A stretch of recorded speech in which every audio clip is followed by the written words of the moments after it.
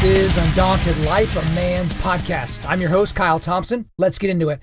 All right, guys, today we're going to take a look at a couple of different guys that you've seen in the news here in the last week. They were in the news for very, very different reasons, but we're going to look at some of the things in their lives and some of the things going on with their current circumstances, and then try to see what we can glean and learn from those things. So we're going to be talking about the late John McCain, and we're also going to be talking about the Ohio State football coach, head coach, Urban Meyer. Okay, so again, we'll talk about one, then we'll talk about the other, and then we'll kind of bring them back. So obviously, I feel it would be best to start with John McCain. So over the weekend, if you're listening to this on time, on the 25th of August, 2018, John McCain passed away.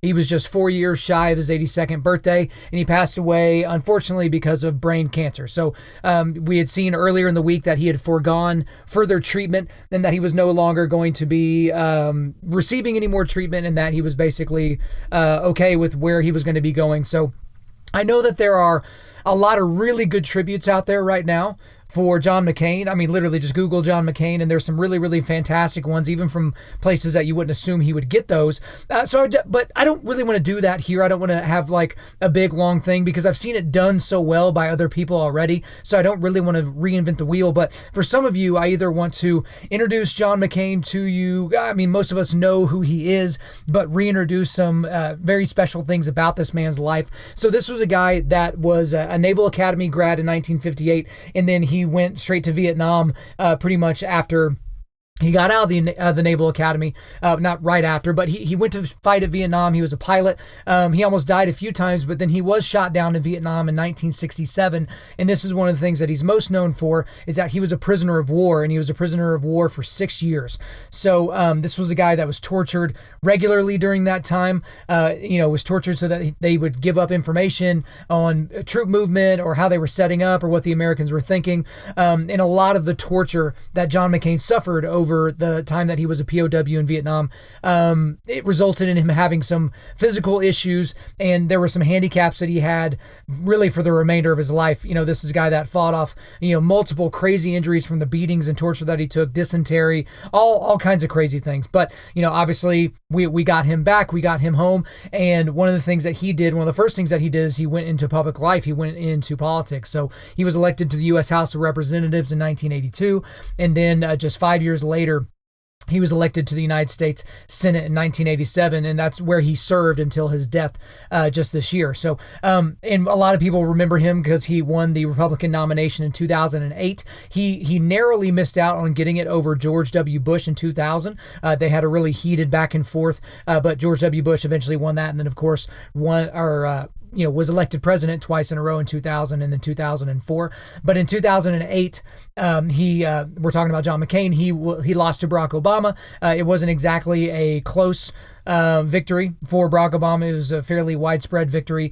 One thing I do want to point out, interesting, just as like a little weird caveat, John McCain is, people get really schizophrenic whenever they think about John McCain and in terms of their support or respect for him, because this was a guy that some of the same people, mainly people on the left, but he was seen as, a baby killer whenever he went to war, when he went to Vietnam, but then he was seen, as a hero after he was freed from the POW camp. And then he was seen as the enemy throughout his entire political career because he decided to be a red candidate. And even whenever he was going up against Barack Obama, they just destroyed him. But now he's seen as, the big American hero maverick in his death. So it's kind of interesting. But there's a lot of people that have given tributes, as I've already mentioned, and I may share some with you guys, some on our social media. But the tribute that I thought was the most poignant and the one that I thought was the best so far was from his daughter, Meghan McCain. So Meghan McCain is obviously gotten into politics a little bit on the news side and on commentary, and she's been in hot water here or there, but she's always been for her dad, and her dad's always been for her, and they seem to have a very special relationship. And actually what she posted on her Twitter, her comments, seemed to go viral up to this point. I think as of the recording of this podcast, there were almost 400,000 likes and like 60,000 retweets of this. So I'm going to go ahead and just read that. It's short. I just want to read that in its entirety because I feel like it was a very, very good tribute to her father. So here we go. My father, United States Senator John Sidney McCain III, departed this life today. I was with my father at his end, and he was with me at my beginning. In the 33 years we shared together, he raised me, taught me, corrected me, comforted me, encouraged me, and supported me in all things. He loved me, and I loved him. He taught me how to live. His love and his care, ever present, always unfailing, took me from a girl to a woman, and he showed me what it is to be a man. All that I am is thanks to him. Now that he is gone, the task of my lifetime is to live up to his example, his expectations, and his love. My father's passing comes with sorrow and grief for me, for my mother, for my brothers, and for my sisters. He was a great fire who burned bright, and we lived in his light and warmth for so very long. We know that his flame lives on in each of us. The days and years to come will not be the same without my dad, but they will be good days, filled with life and love, because of the example he lived for us. Your prayers for his soul and for our family are sincerely appreciated. My father is gone, and I will miss him as only an adoring daughter can. But in this loss and in this sorrow, I take comfort in this. John McCain, hero of the Republic and to his little girl, wakes today to something more glorious than anything on this earth. Today, the warrior enters his true and eternal life, greeted by those who have gone before him, rising to meet the author of all things. The dream is ended. This is the morning. So I thought that was a very poignant and very good tribute to John McCain from his daughter. And like I said, I definitely encourage you to go and check out some of those things. But, this is a guy, John McCain, that I've watched in his political career, obviously very unique. I mean, how many guys were POWs and then, were almost the president of the United States? I think we can count them on one finger. So that's kind of one of those things. He did a lot of things in his career I didn't agree with. There were a lot of stances he took that I was just like, man, why are you doing that? Like, he went outside of the party lines a lot, and that's how he got his nickname, Maverick, right? Because he would just kind of do his own thing. And there were times when it would seem like he kind of held up the Republican Party and the entire country at times. And I didn't always think it was the best thing for the party or the country. But he always kind of operated with what he wanted to get across, and he thought he knew the right thing and what would be best. And that's kind of the thing, man, is even if you're a huge fan of any politician, they're never going to always do the right thing in your eyes. They're always going to let you down, and they're always going to disappoint you. But the thing about it is even with all his warts, this seemed to be a very great man, very well respected man. Even the people that just vehemently disagreed with him politically, they seemed to still like him. It was just kind of one of those things that was very interesting. It would have been very interesting to see if he had never ran for president, how he would have been viewed by most people. They probably would have adored him anymore, because he went up against, the modern left's favorite person ever, Barack Obama, the God King, right? And so if he had never gone against them, there would probably be even more people giving him tributes now. But really, really a stand-up guy in a lot of ways, and there's just a lot to learn from him about what it means to be a man. And then we have Urban Meyer. So obviously a lot of guys out there that listen to this, you are college football fans just like I am. And the funny thing about the controversy surrounding him is it seems like a controversy that has huge college football implications, right? Like that's how we were always all thinking about this along these lines. But if we dig a little bit deeper, this controversy kind of shows one of the huge problems of the depraved human heart. Right. And we'll get into more about what that means here in a little bit. But ultimately, what we're going to be looking at is, with the things that surrounded this situation, where were all the men? Where were all the people standing up for the rights of people that maybe couldn't defend themselves? So some of you I know don't know what I'm talking about at all. So let me just kind of bring you up to speed. So in July of this year, so July of 2018, there was a very abrupt firing of an Ohio State assistant coach. He was the wide receivers coach. His name was Zach Smith, and he was fired by Coach Urban Meyer. And this was after Smith had violated a civil protection order or a restraining order against his now ex-wife, Courtney.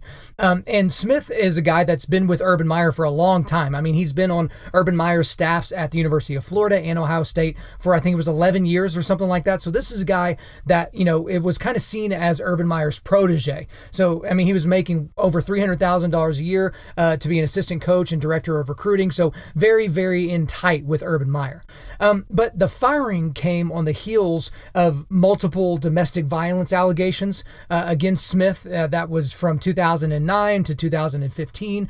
This was reported by a guy named Brett McMurphy on his Facebook fan page. So that Brett McMurphy is not a huge name. It's not like he has millions and millions of followers, but it was very interesting that whenever he broke the story, Brett McMurphy that is, Ohio State's initial response to this was that, oh, this is a personal matter and the university doesn't normally make comments on personal matters. And then 10 hours later, they fired Smith. 10 hours later. So it seemed like some of these, folks that kind of run the university and maybe the athletic department or all of them got in a war room somewhere and decided, oh, we got to get on the other side of this. And there's a lot of details that follow from there. But the thing that was very telling about this is that this wasn't a rare occurrence, apparently, for this Coach Smith, right? Whenever he was first arrested for aggravated battery in 2009, he had beaten his pregnant wife.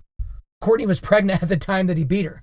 And so it's kind of one of those things like this. This was a guy that seemed to have no issues roughing up his wife. Now, if you fast forward to Big Ten Media Days, this was on July 24th, Meyer said that he knew about the incident in 2009 when, Coach Smith had beaten his pregnant wife, but he pretty much didn't know about any of the other allegations thereafter. At which point I would have been like, and would that have mattered, Coach? Would that have mattered at all? This guy beat his pregnant wife. It doesn't matter how good he is at X's and O's or recruiting. He's gone. He's got to be gone. Like, he didn't trip, fall, and his fist land on the girl's jaw, right? Like, that's not how this went.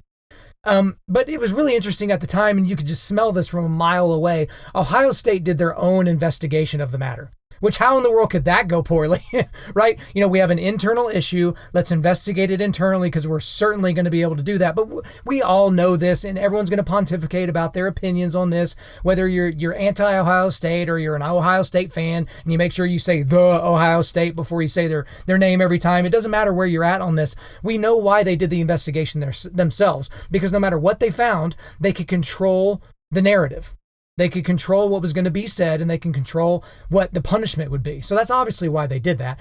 And it came out from the Ohio State report that Meyer, had significant memory issues when trying to recall the things that went down between Coach Smith and his wife. There was also reports that he may have deleted old texts that would have indicated that he did indeed know that this was not an isolated incident from 2009. But all this kind of led up, we're sitting here for a long time in here. I'm in smack dab in the middle of Sooner country down here in Oklahoma. And so all my friends that are OU fans are just jaw jacking back and forth like, oh, I really hope something goes down. They're just looking at it from a X's and O's wins and losses standpoint. And they don't want to see Ohio State do well, which, it is what it is. But this all leads up to last week whenever they had this press conference where they were going to announce their findings. And it kind of turned into an apology press conference. But the whole thing was a what show. It was ridiculous. Like, it was 30 minutes. It was about, and it was just the statements that were read by Urban Meyer were very cold and obviously very calculated. They really weren't making any mention of the situation at all. And even the athletic director, everything seemed really, really strange. Like, the whole thing felt strange. I remember people live tweeting it while it was going on, and they're just like, man, this is so ridiculous. And then, they announced that Urban Meyer was going to be suspended or take an administrative leave. Sorry, they made sure to not say suspended, but administrative leave for the first 3 weeks of the season. So that would just basically, the only tough team they were going to see in the first 3 weeks anyway was TCU. But, the first 3 weeks of the season, he can't coach. He's not going to coach on the sideline or at practice or anything like that. And I think he had to give up 6 weeks worth of pay, which is literally a drop in the bucket for a guy like that makes the kind of money that he does. But the thing I found very, very interesting is about 31 minutes into the press conference. I think the press conference was like 33 minutes long total or something like that. There was a journalist named Greg Amonte that asked what ended up being, in a lot of people's mind, the defining question of the entire press conference. And it was this: what message do you have for Courtney Smith? He asked us directly to Urban Meyer. What message do you have for Courtney Smith? And so this is Urban Meyer's moment, okay? You've read your statement that was developed for you by a PR team and approved by the lawyers of the athletic department and everybody at Ohio State. Just go out there and read this. Don't add to it. Don't take anything away. Just read this. Take a few questions. Be vague and you'll be fine. But this was his moment.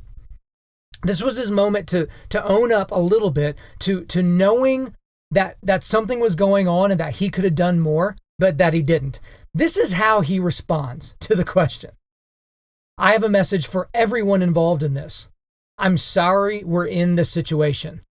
I'm just sorry we're in this situation. I'm gonna read that again just in case you didn't all get it. I have a message for everyone involved in this. I'm sorry we're in this situation. I'm just sorry we're in this situation. And then he just stood there. Just blank stare on his face. And like, here's the crazy thing, is everybody obviously keyed in on that. Because he could have really stood up for Courtney Smith. Even though he didn't do it for years and years and years, he could have at least done it publicly. Would have been better than nothing.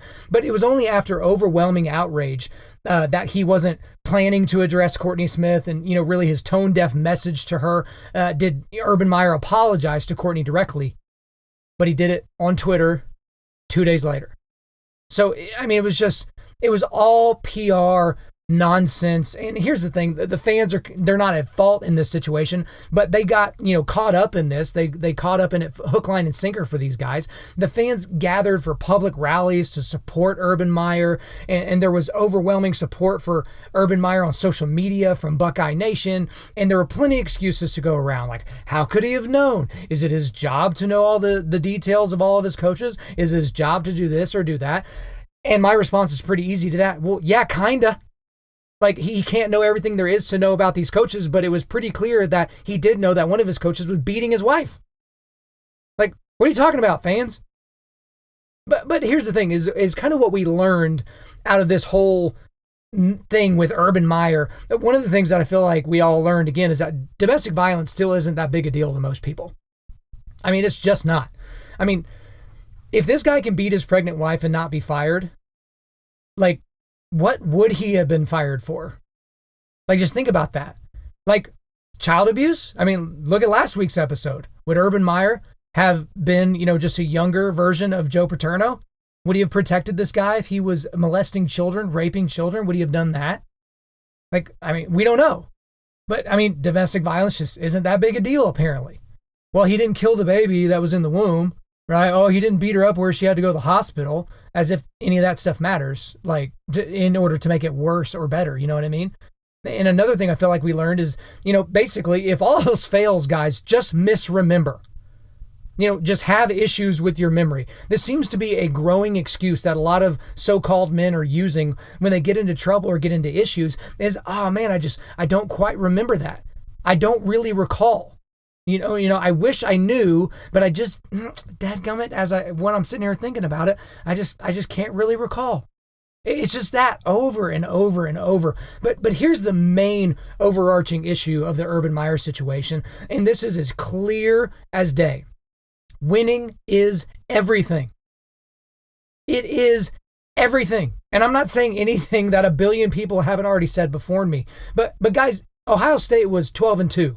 In 2017. What if they had gone 6-6 and lost their bowl game?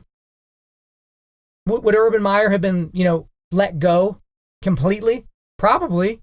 Let's say Urban Meyer had a couple of bad seasons in a row, just not Ohio State, the Ohio State type seasons, right? But no, he was 12-2. He was in the Big Ten championship game. I think they went to the Cotton Bowl. They smoked USC. Like, this was a good season for that team, and they got another good team here. Like, coming into the season. I mean, what if Urban Meyer wasn't a 3-time national champ? Like, what if the 2018 team didn't look very good? Like what if the 2018 team had to play, 2 top-ranked opponents within their first 3 games, maybe an out-of-conference opponent and maybe somebody else, what if they had 2 really, really tough games? Like, think about the differences in all these different situations. In some of these situations, it would be like, yeah, he'd definitely be gone. But in other situations, it's like, oh, we're going to do all we can to keep him here. But that's just kind of what we saw in this situation, is that Ohio State, the Ohio State Athletic Department, the football program, Urban Meyer, there were so many people found at fault here.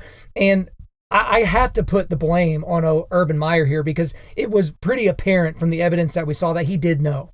Like, he clearly knew about the one in 2009, which should have been enough to tell him about who this Coach Smith was, but then he just kept the guy around. This woman apparently reached out to other wives of other coaches, and it just apparently didn't make any difference. The guy knew about it, and he said nothing. Maybe he gave the guy a pep talk at some point and said, hey, maybe don't leave bruises or something like that. But I mean, he could have done something and he didn't. He was just very, very cowardly about the whole thing. And, it's unfortunate because here's the thing, guys. I don't have a dog in this fight. I don't care if Ohio State wins every game or loses every game this year. It's not going to affect my life in any way whatsoever. I love watching college football, but I don't live and die with any team within college football, okay? But the thing about it is at some point somebody's got to take ownership of this. And it's clearly not Urban Meyer and not the Ohio State. But as we kind of bring these two guys together, I want to look at a little bit of a comparison, and this is going to be a fairly haggard comparison between John McCain and Urban Meyer. But I just want to look at the things that I feel like we learned about these two guys as they were both in the news this week. And the first thing, it seemed that McCain always tried to do the right thing and that Meyer always tried to build the right team. So for McCain doing the right thing, he was going to do the thing that he felt was right. This was a man that, as far as we can tell, was a Christian man, and he tried to operate that way. And, what he might consider to be right may not be the actual right in every situation, but it seemed like this was the type of guy that would labor through a decision to try and do the right thing. And he wasn't without his controversies throughout his career, guys, so don't tweet me that one time when he said this or that one time when he approved that law or whatever. I don't really care. But he really did try to do the right right thing. But Meyer is a guy that's just trying to build the right team. Obviously, this Coach Smith was a talented coach and recruiter. I mean, to be with a guy like Urban Meyer for over a decade, it would have been really implausible to assume that he could get by and do those different things if he wasn't a good coach. Like if he didn't have an effective skill when it came to recruiting. And so here Urban Meyer he's just trying to build the right team, guys. He's trying to get the right guys on the team that can recruit for him and can take care of the positions and make sure that the team is prepared, like regardless of what the right thing is. Because I'm just sitting here saying that in 2009, if Urban Meyer found out that this had happened with one of his coaches and fired him, are you telling me that Urban Meyer couldn't have found a really good replacement for this guy? Do we really think this Coach Smith was some sort of gift to football coaching? I mean, football coaches to a certain degree are a dime a dozen, but even when you get into the upper echelons, it's those coaches that can demand the best assistants. Like Nick Saban and Urban Meyer and Bob Stoops when he was still coaching, and these types of guys, like they could get whoever they wanted. It's just by virtue of their long success, guys wanted to be around him. Look at Bill Snyder, look at his coaching tree that's come from him. He could have gotten other people, but again, he only cared about the right team. And another thing that I wanted to look at here is that McCain fought for decency and Meyer fought for W's. And I guess we'll still be fighting for W's. So one thing that we've seen a lot of people come up with, especially people that are on more of the left-leaning media, they always brought up this interaction with John McCain and this old lady at a rally that he was doing whenever he was campaigning against Barack Obama in 2008 so that he could become president. And so this woman, it's basically this kind of open forum. He's just kind of walking around this, this stadium or this town hall or something like that. And, people are just kind of passing the mic around and asking him questions or telling him things or whatever. And this old lady got up and you could just tell she was pretty ignorant about the different things. And she had read some really stupid things, but she was just like, look, I don't trust this Barack Obama guy. He's an Arab. And then, John McCain immediately starts shaking his head and he, snatches the mic out of this old woman's hand. And this is exactly what he says. He says, he's a decent man. Family man, citizen, that I just happen to have disagreements with on fundamental issues. And that's what this campaign is all about. I mean, John McCain could have fed the flame, right? He could have just doused gasoline on this thing and been like, yeah, there are some issues with this guy and he has some tendencies that, would lend me to believe that he has some viewpoints that would be anti-American and blah, blah, blah, and all these different things. But he didn't do that. In his estimation, Barack Obama was a decent guy. Was a good family man, was a good citizen. And this is back in 2008. This is before we knew the things that came out about this man during his presidency. But he fought for decency because it was the decent and right thing to do at that point. And I can't imagine somebody on the right or the left, crushing him for that. But this guy, Urban Meyer, he just wants to get the W's. Because the more you win, The more your self-grandeur grows, the more money you make. You're going to be able to demand more money if you leave, in terms of the open market for coaching. You're going to be able to demand more money because he's in one of the basically top 5 jobs in the country. He can certainly demand more money if he's there, but not if he goes 6-6 and loses a bowl game. Like, he's not going to be able to do that. 7-5 and winning a bowl game, that's not going to get you a huge raise. That's going to get you bounced down the road. And this is a guy that's won everywhere he's been. Utah, won games. Florida, won games. Put together some of the best teams we've ever seen in the history of college football. Goes to Ohio State and pretty much does the same thing. I mean, he's just looking for W's. He wants to win the Big Ten and make sure he never loses to Michigan.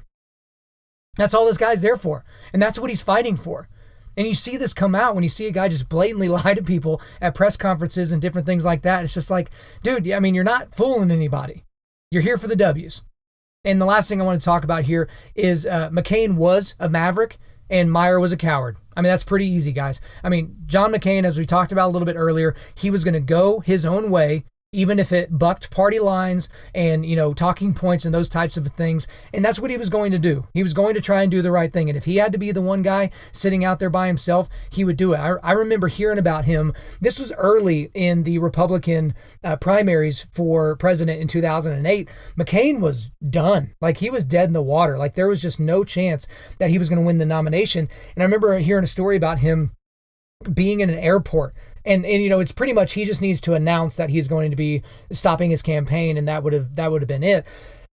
And he just had the resolve at that moment. He was just like, no, that's not who I am. I'm not going to quit. I'm going to see this through. And then, a few months later, here he is, across stage from Barack Obama doing debates. I mean, it was pretty incredible. This guy was a maverick, and he wasn't going to be denied. But a guy like Urban Meyer, for all the things that he's done well, he is clearly a fantastic coach. He's a great program runner. He's all the things you would want in a football coach, right? But the dude's a coward. He could not bring himself to fire his assistant in 2009 after he beat his pregnant wife. It was a cowardly act because he thought, you would think at this moment, that, oh man, if I get rid of this guy, he's got several recruits that are going to come here next year. And, if I get rid of him, I might lose those recruits to LSU or Auburn or something like that. I can't afford to do that. And, he does a really good job as an assistant, and, he's always got his players ready to go on Saturdays and, all these different things. Like, that had to be the calculus that Urban Meyer had at that moment. Like, he didn't have that black and white binary in his head where it was just like, flowchart. Does he beat his wife? Yes, he's fired, right? That would have been the best thing to do at that moment. But Urban Meyer has basically defined his career by this, because I can tell you this. Let's say Ohio State wins their first 3 games. Again, the only tough game they have is against TCU. Let's say they win their first 3 games. They lose maybe one Big Ten game. They win the Big Ten championship. They get into the playoff and Ohio State wins the championship. Like, what's going to be the narrative? Like, it's not going to be Urban Meyer wins his 4th national title. It's going to be this. And if it's not, it certainly should be. Like, this should be the defining moment for Urban Meyer, that he did not stand up for a woman that could apparently not defend herself. That even when she got the law involved, they couldn't help defend her either. This animal, this crazy person, well, not crazy person, he's just an evil dude. He's not crazy. He's just a normal dude that thinks he can get away with beating his wife. I don't want to put him in a different category in your brains. Urban Meyer could have done something about that. Urban Meyer may have been the only person that could have done something about that outside of Coach Smith himself, right? But this is where we're at. So I thought it was very interesting. I was thinking about splitting this episode into 2 because I really wanted to give John McCain his due, and I really wanted to just kind of rip Urban Meyer. But more that I thought about it, I was like, man, both these guys are in the news at the same time. Like, let's talk about them and let's see how we can compare and contrast them. So hopefully that was good for you guys, all right? Before I let you guys out of here, we're going to do a quick resilience boost. As you know by now, we are a men's ministry, and our mission is cultivating manly resilience. And specifically, we do that by providing content that forges spiritual, mental, and physical toughness. So today, we're going to do some spiritual resilience, and so this is going to be completely off topic. But as you guys know, if you've listened to this for any length of time, I love Matt Chandler, anything that Matt Chandler does. So I just ran across one of his new YouVersion reading plans, and so there's a 13-day YouVersion reading plan. It's called James Faith/Works, and so I provided the link here in the show notes to that. But if you've got the YouVersion Bible app, just search Matt Chandler. I think he's got 4 or 5 ones on there. It's got like yellow and blue kind of a logo thing going on, but it's really a fantastic thing. I'm about 10 days into it of the 13, but it's super high quality. The devotionals are short, and then he's going through James, which is already a short book, and then there's YouTube videos that kind of align with that. And if you're interested in the other things that he's done on James, if you go to his church's website, they've got the kind of elongated versions of the sermons that he did on James just last year. Thanks a lot, guys. I really appreciate you listening this far into the episode. As always, please subscribe on iTunes, SoundCloud, or Google Play, and refer your friends to listen, and share this on social media. If you use the hashtag Undaunted.Life, we'll be sure to find your post and give it a thumbs up. If we deserve a 5-star review, guys, please leave us one. And when you do so, make sure you leave a few sentences to let us know why you like the content. I'm currently booking speaking engagements for the remainder of 2018 and the beginning of 2019. So if you'd like me to come speak to your church, to your camp, to your company, whatever, hit me up. info@Undaunted.Life. info@Undaunted.Life. Our website is www.Undaunted.Life. You can follow us on Instagram and Twitter @Undaunted.Life or Facebook.com/Undaunted.Life. You can check out our free devotionals on the YouVersion Bible app. Just search Undaunted.Life under plans. And as always, we want to thank the band August Burns Red for allowing us to use their music library for our content. The intro-outro track on this podcast is their song King of Sorrow, which is off their latest record entitled Phantom Anthem. The links to all of this are in the description. I'm your host, Kyle Thompson. Remember, keep cultivating manly resilience, keep forging spiritual, mental, and physical toughness, keep seeking the Lion of Judah.